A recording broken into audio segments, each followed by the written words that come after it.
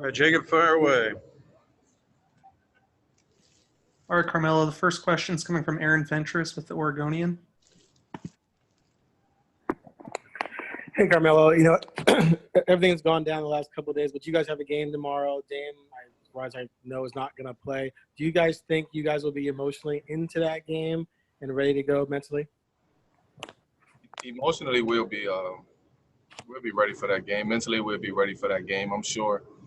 I'm sure that there are guys that this is a tough situation. I mean, no excuses, but what we're dealing with right now is bigger than basketball. So it'll be very difficult to kind of wrap our minds around everything that's going on and focus on the things that's going on that's affecting our community, and then go out there and play basketball. So it's a thin line between the two, but we have to do it. We got to go out there. We got to play, and it's no time to give up now. We got to continue to fight this fight.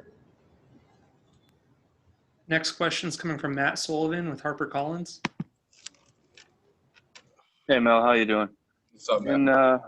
In 2016, during a month of police violence and political conventions, you invoked the Ali Summit in a call to action to fellow athletes. You took the stage of the ESPYs, and you said that players were powerful enough to create your own league, but that it would require unity and a plan. Have the last few days felt like a culmination of both your call to action and that leverage, or do you feel like the kind of activists and leaders of this league still have some organizing to do?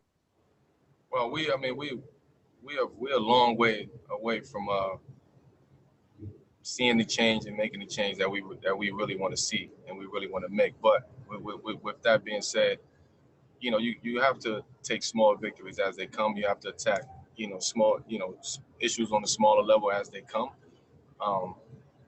But for the most part, there's no telling. I mean, we didn't expect this to happen, right? We didn't know we was going to be in this situation. We didn't know what it was going to be stoppage of the games. We didn't know that. We didn't expect that. So we all working off of the fly. We all working together, trying to figure everything out. So again, I don't really know what's going to happen after this. What's going to come about from this? Again, it's just it's a daily fight, and it's the unknown that will be sitting with everybody and affecting everybody during this period. Next question is coming from Jason Quick with The Athletic. Hey, Melo, 65 years ago to the day, Emmett Till was murdered, which is exhausting and embarrassing, I think, all in one. What gives you hope that today you guys can kind of evoke meaningful change? Is there anything about today that you think you guys are making strides or that gives you hope? When you put it like that, I don't see the hope. I don't see the change.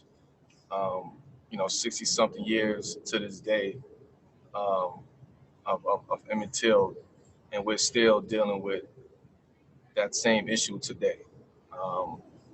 Jacob Blake, the most recent one.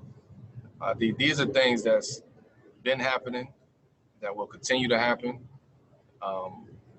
and they've always been happening, right? And now we're seeing it in the palm of our hands. We're seeing it on our TV screens. We're seeing it live and direct. And I think that impact of us seeing that and seeing those things happen to people of color, Black men in particular, it makes it very difficult. It makes it, very emotional.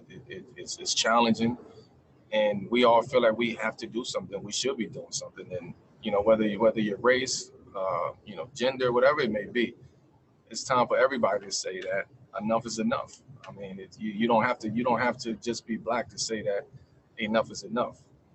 Everybody needs a change. We all need that change, and it's affecting our community at an all-time high right now. Next question is coming from Casey Holdall with Trailblazers.com. Carmelo, as an individual, what was your thoughts or your position in terms of continuing to play in the postseason? Look, we got together, we had conversations, we had dialogue, we had very honest and open dialogue with all the guys that was here. Now, was everybody on the same page? No, everybody has their own opinions. Everybody has their own feelings and their own things that they stand on and they believe in. But for the sake of this NBA and our players and our union, we decided as a unit to come back and play. Again, we all have our different opinions, our different takes on it. But I think overall, we're doing it for the greater good of what we have and what we started and what we've accomplished, and just being able to continue to use our platform to speak out and bring awareness to a lot of the different issues that's happening out there in our community. But also along those lines, nobody knows what's going to happen after this. Again, it's been dialogue, it's been talk, it's been conversation, meaningful conversation, but nobody knows what's going to come out of this. So again, everybody has their own opinion, and we here. The game start back tomorrow. So, obviously everybody came to an agreement when it came to that. We have one final question coming from Jason Quick with The Athletic. Melo, on top of all the social unrest going out there in the world, I mean, you guys are kind of captive in a way in the bubble. And I'm just wondering how you're doing mentally overall. That's the number one thing. The number one thing is our mental health at the end of the day. And I think that's why you saw the stoppage. Maybe the stoppage should have continued. Who knows? But the mental health of the guys that's here, the workers, the staff, that plays a major part in what's going on right now. You have everything that's going on that we're dealing with within our own communities, within our own individual families, within our own teams and our own city, and then you throw on top of that, the mental capacity to be able to handle all of that. We are supposed to be superheroes. We are supposed to be, who we are, the best at our job, the best at what we do, the best in the world. But I think people forget that at the end of the day, we're human, and we have to deal with these issues, and we do deal with these issues. Just because we are professionals and playing NBA, that doesn't take away the fact that we still have to deal with a lot of these issues. We still have to talk to people who are on the grounds and dealing with these issues, family members, friends, people that we may know, people that we might not know. That's the fight at the end of the day. This basketball is just a game. This game, it comes and goes, and it's a sport, and it's not something that at this moment it's hard to put your all into it, especially when you're not there mentally. So mental health is a key component to what happens down here, and I'm sure everybody's going through it. Everybody is probably in their room talking to people or trying to figure out how to figure it out on their own. But I think coming out of this, mental health would be either at all-time high or all-time low.